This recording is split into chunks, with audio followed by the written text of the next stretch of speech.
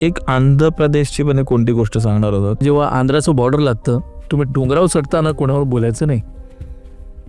बैलाच्या गळ्यात घंटी वगैरे बांधली असेल आणि शेतकरी घेऊन येतो, तसा भास व्हायचा मला राईटला लेफ्टला.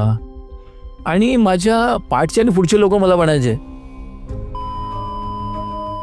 ह्या कथा मनोरंजनासाठी आहे. काही लोकांचे अनुभव व काही पूर्णपणे काल्पनिक असू शकतात, त्यामुळे कृपया यांना मनोरंजन म्हणून घ्या. या कथा आपल्या संस्कृतीचा एक भाग आहे, अगदी लहानपणी आजी आजोबांनी सांगितलेल्या गुड गोष्टींसारख्या. आमचा हेतू कोणत्याही प्रकारच्या अंधश्रद्धा किंवा भीती निर्माण करणे नाही. ह्या कथा मनोरंजनासाठी आहे. काही लोकांचे अनुभव व काही पूर्णपणे काल्पनिक असू शकतात, त्यामुळे कृपया यांना मनोरंजन म्हणून घ्या. या कथा आपल्या संस्कृतीचा एक भाग आहे, अगदी लहानपणी आजी आजोबांनी सांगितलेल्या गुड गोष्टींसारख्या. आमचा हेतू कोणत्याही प्रकारच्या अंधश्रद्धा किंवा भीती निर्माण करणे नाही. आणि तुम्ही एक आंध्र प्रदेशची पण कोणती गोष्ट सांगणार होता, तर ती काय? येस, आंध्र प्रदेश ॲक्च्युली आम्ही रिलिजियस पर्पजसाठी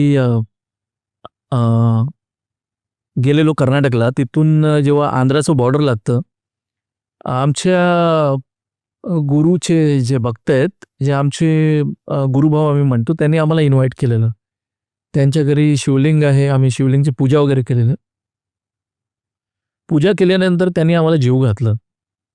आणि त्यावेळी मे महिना होता, म्हणजे आंब्याचा सीझन होता. तर आंध्राला पण आंब्याचा सीझन असतो. मग त्याने आम्हाला व्यवस्थित जेवायला घातलं आणि आम्हाला त्यांनी एक टिफिन बांधून दिला.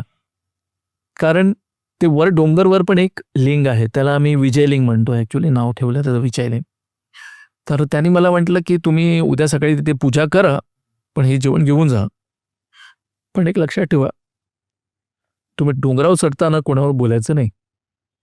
माझ्या पुढे 2-3 लोक होती, माझ्या पाठी 2-3 लोक होते. कारण मी एक शहरात राहणारा मुलगा आहे, मला काही माहीत नव्हतं. आणि इनफॅक्ट काही झालं असतं तर मी त्याला कॅज्युअलीच घेतलं असतं, मला त्याची डेन्सिटी माहीत नाही.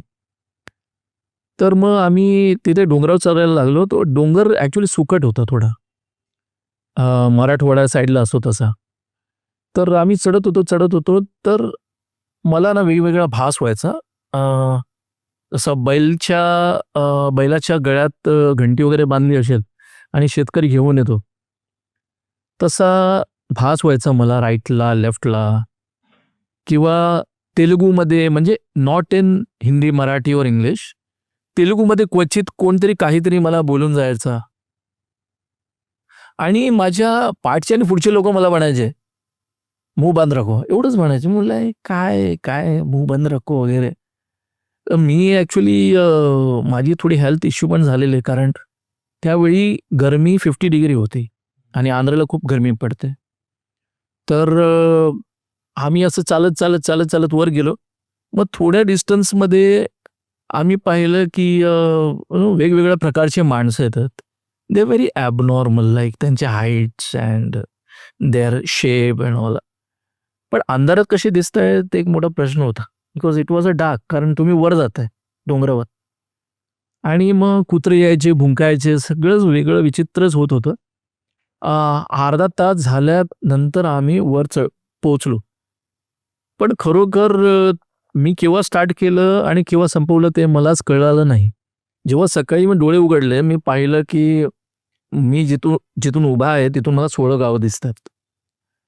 मी गावच्या लोकांना विचारलं की तुम्ही मला रात्री असं का म्हणत होता की चुप बैठो. कारण ते आंध्राचे असतात, त्यांची हिंदी वेगळं असतं. चुप बैठो जी, यू नो, सॉर्ट ऑफ. तर ते म्हणलं की ते सगळे होते ना, ते प्रेत होते आणि तुझ्या हातात होता टिफिन. आणि आम्ही बोलायला विसरलो की टिफिन घ्यायचं नाही आणि तुला काय माहीत नाही. आणि त्यामुळे जेव्हा आम्हाला कळलं की तुझ्या हातात टिफिन आहे, आम्ही काही रिॲक्ट केलं नाही. रात्री आम्ही तो टिफिन बाहेर ठेवला आणि तुला आत घेतलं आणि आम्ही झोपले. तर काही नाही, नॉर्मल आहे. पण मला त्याच्यानंतर ना थोडंसं वेगळंच व्हायला लागलं. म्हणजे तिथे शिवलिंग होतं, त्यामुळे मला एवढं काही हे नाही वाटलं, पण भीती वाटायला लागली ऑटोमॅटिकली. आणि ते झाल्यानंतर आम्ही जेव्हा गुरुच्या चरणी गेलो, तिथे त्यांनी आम्हाला सांगितलेलं की एवढे मंदिर तुम्ही कव्हर करा. मग एव्हरीथिंग वॉज नॉर्मल.